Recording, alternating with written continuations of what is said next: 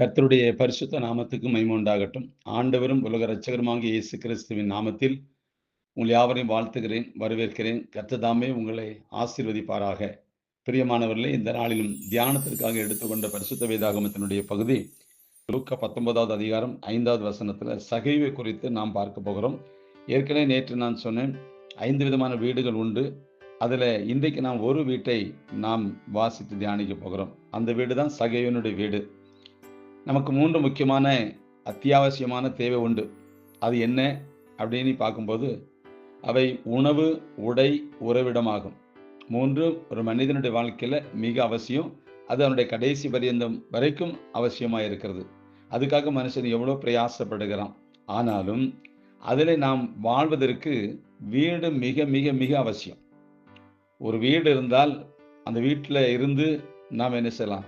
சந்தோஷமா, மகிழ்ச்சியா தங்கி தாபரித்து நாம் ஆகாரம் பசித்து அப்பம் பசித்து நல்ல முறையில் இருக்கலாம். இப்போ வீடு அவசியம். தமிழில் ஒரு பழமொழி சொல்லுவாங்க, எலி வளையாகிலும் தனி வளை வேண்டும் அப்படின்னு சொல்லுவாங்க.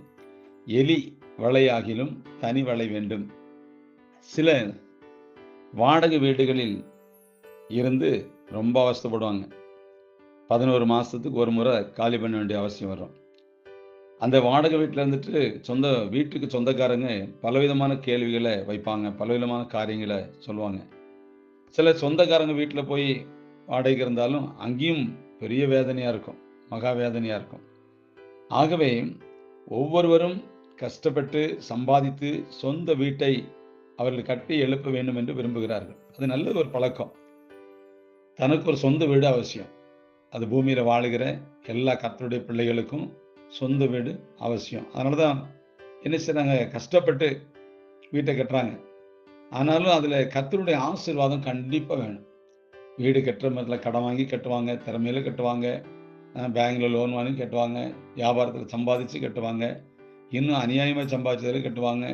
இப்படியே கட்டுறதுக்கு பல வழியில் பிரயாசப்பட்டு பணங்களை சேர்த்து வீட்டை கட்டுவார்கள். ஆனால் அந்த வீடு ஆசீர்வதிக்கப்பட வேண்டும். அந்த வீடு கர்த்தருடைய வீடாய் மாற வேண்டும். முதல்ல அந்த வீட்டை கட்டுறது பெருசு இல்லை, அந்த வீடு கர்த்தருடைய வீடாய் மாற வேண்டும். அதுதான் ரொம்ப முக்கியம். எல்லாரும் வீட்டை கட்டி உள்ள உட்கார்றாங்களா? இல்லை. வீட்டை கட்டுறாங்க, பிரதிஷ்டை கூட நிறைவேறி இல்லை. எனக்கு தெரிந்த வரைக்கும் நான் அநேக குடும்பங்களை பார்க்குறேன். இல்லை, கடன் வாங்கி கட்டிட்டு கடைசியில் அந்த பாருங்க, அந்த கணவர் இறந்து போயிறாரு, வீட்டு பிரதிஷ்டை கூட அவர் இல்லை, திரும்ப அந்த வீட்டில் இருக்க கூட முடியல, அந்த அளவுக்குலாம் இருக்குது.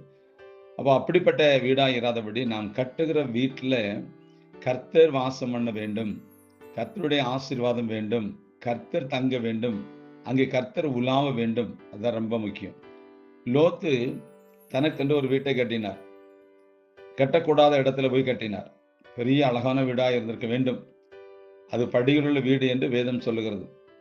ஆனாலும் காலம் வரும்போது, குறிப்பிட்ட காலத்துல லோத்துவை கர்த்தர் அந்த தேசத்திலிருந்து வெளியே கொண்டு வந்து விட்டு அந்த தேசத்தை அவர் அக்கினினால் அழிக்கிறார். அது அக்கினிக்கு இரையாக்கப்பட்டு அழிந்து போனது என்று நாம் ஆதியாம் புஸ்தகத்துல 19ஆம் அதிகாரம் முழுவதும் நீங்க வாசிக்கும் போது அதுல பார்க்கலாம்.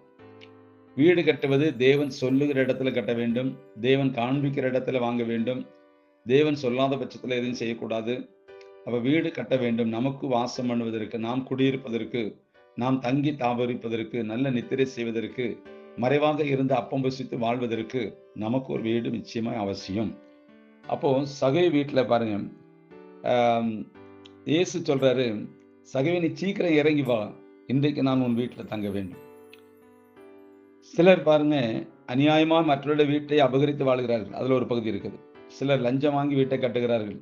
சிலர் உண்ணாமல் ஒடுக்காமல் கர்த்தருக்கு கொடுக்க வேண்டிய தசமபாகத்தை கொடுக்காமல் பணத்தை சேர்த்து விட்டு அந்த பணத்தை வச்சு கட்டுகிறார்கள். இப்படி அந்த வீட்டுக்குள் சாபத்தை சம்பாதித்து வைக்கிறார்கள். அங்கே அசுத்த ஆவிகள் தங்குகின்றன. அங்கே நிம்மதி இல்லை, ஆரோக்கியம் இருப்பதில்லை, ஆசீர்வாதம் இருப்பதில்லை. அன்பார்ந்தவர்களே, உங்களுடைய வீட்டை கர்த்தருக்கென்று பிரதிஷ்டை செய்ய வேண்டும். அது ஜெப வீடாய் மாற்றுங்கள். வீடு கட்டுறோம், அந்த எத்தனை ரூம்பு, இந்த ரூம்பு, அந்த ரூம்பு, எத்தனையோ கட்டுறோம். ஆனால் அதில் ஒரு ஜெப வீடு கண்டிப்பாக, ஜெப ரூம்பு வேணும். அந்த குடும்பம் தனியாக போய் ஜெபிக்கிறதுக்கு ஒரு தனி அறை வேணும். கர்த்தருடைய ஊழியத்திற்கு வீட்டை திறந்து கொடுக்கணும், ஊழியக்காரங்கள் வந்து ஜெபிக்கணும். கர்த்தர் உலாவுகிற ஒரு பாளையமாய் இருக்க வேண்டும். அதான் ரொம்ப முக்கியம். கர்த்தர் உலாவி வருகிற பாளையமாய் அது இருப்பதால் தீட்டுள்ள ஒன்றையும் வீட்டுக்குள் கொண்டு வரக்கூடாது. உபாகம் 23:14 வாசிக்கும் போது நம்ம வீட்டுக்குள்ள தீட்டுள்ளது, தேவனுக்கு பிரியமில்லாத அருவருப்புகள் உள்ள வரக்கூடாது. அதான் ரொம்ப முக்கியம். அடுத்தவங்க பொருளை வாங்கி உள்ள வைக்கக்கூடாது, சாபத்திடாந்து உள்ள வரக்கூடாது.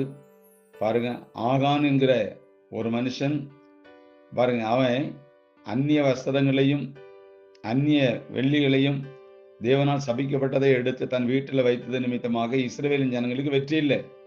யோசுவா ஏன் இந்த தோல்வி வந்தது? எரிகோ தாண்ட முடியல. பாருங்க, வெற்றி வேணும் வாழ்க்கையில. வீட்டை கட்ட ஒவ்வொரு நாளும் நமக்கு வெற்றி வேணும். சாபத்தீடானது நம்முடைய வீட்டுக்குள்ள இருக்கும்போது அங்கே நிம்மதி இருக்காது, சந்தோஷம் இருக்காது, சமாதானம் இருக்காது, மகிழ்ச்சி இருக்காது, அன்பு இருக்காது, ஐக்கியம் இருக்காது, ஒருமனம் இருக்காது. ஏதோ ஒரு வகையில் அது கிரியை செய்துக்கிட்டே இருக்கும். அதனால தான் நம்முடைய பாளையம் ரொம்ப சுத்தமாக இருக்கணும். பழைய ஏற்பாட்டில் சொல்லப்பட்டிருக்குது, உபாகம் 23:14, உங்கள் பாளையத்தில் கர்த்தர் உலாவணும் அப்படின்னா புதிய ஏற்பாடு என்ன சொல்லுது?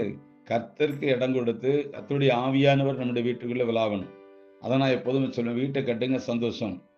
எல்லா வீட்டில் எல்லா ரூம்லேயும் நீ ஹால் எடுத்துட்டாலும் சரி, இல்லை வெளியே போர்ட்டிகோல் எடுத்துட்டாலும் சரி, இல்லை பெட்ரூமில் எடுத்துட்டாலும் சரி, இல்லை கிச்சன் ரூமில் எடுத்துட்டாலும் சரி, ஒரு தேவ பிரசன்னம் இறங்கணும்.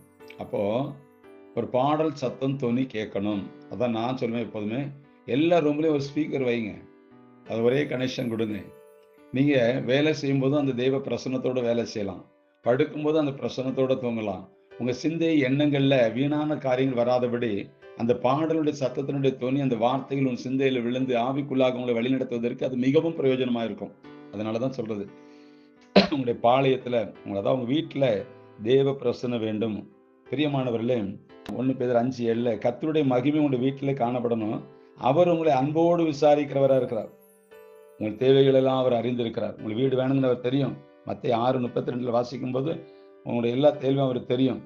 சங்கீதம் 138:8 வாசிக்கும் போது அவர் உங்களுக்காக யாவை செய்து முடிக்கிறவராக இருக்கிறார். நிச்சயமாக உங்களுக்கு உங்கள் பிள்ளைகளுக்கும் தேவன் வீட்டை கட்டுவார். 2 சாமுவேல் 7:11 வாசிக்கிறோம்.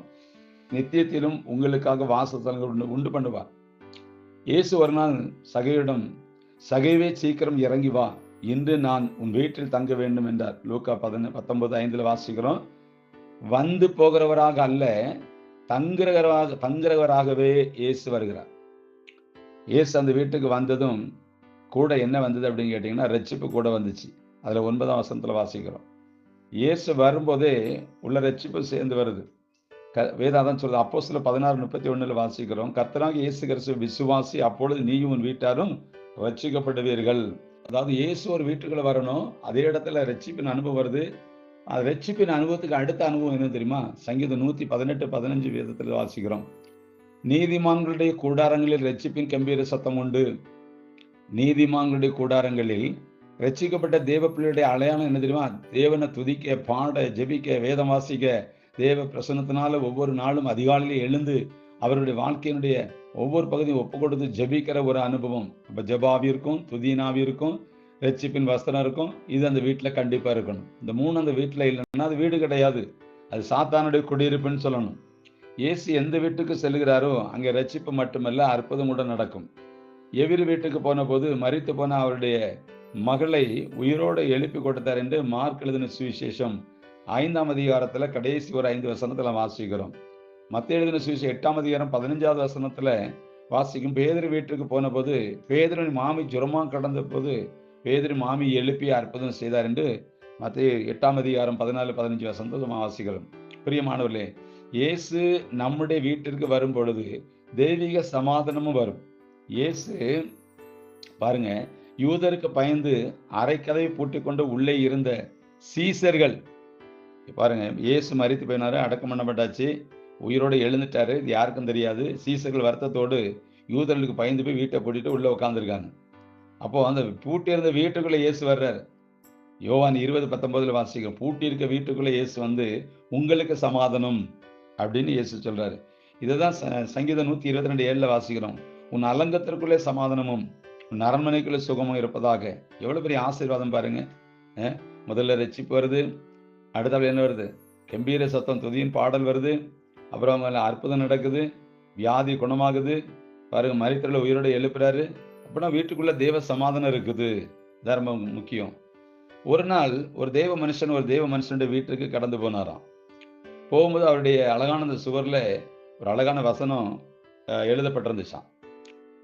நான் பரதேசியா தங்கும் வீட்டிலே உமது பிரமாணங்கள் எனக்கு கீதங்கள் ஆயின. உம்முடைய அது வீட்டில் எழுதியிருக்கும் போது, நான் பரதேசியா தங்கும் வீட்டிலே உமது பிரமாணங்கள் எனக்கு கீதங்கள் ஆயின. அப்படின்னு நல்ல பாடல். வேத வசனத்தின் அடிப்படையில் சங்கீதம் 119:54 இது சொல்லப்பட்டிருக்குது. பிரியமானவர்களே, இந்த உலகத்தின் வழியாக ஒரே ஒரு முறை நாம் கடந்து போகிறோம்.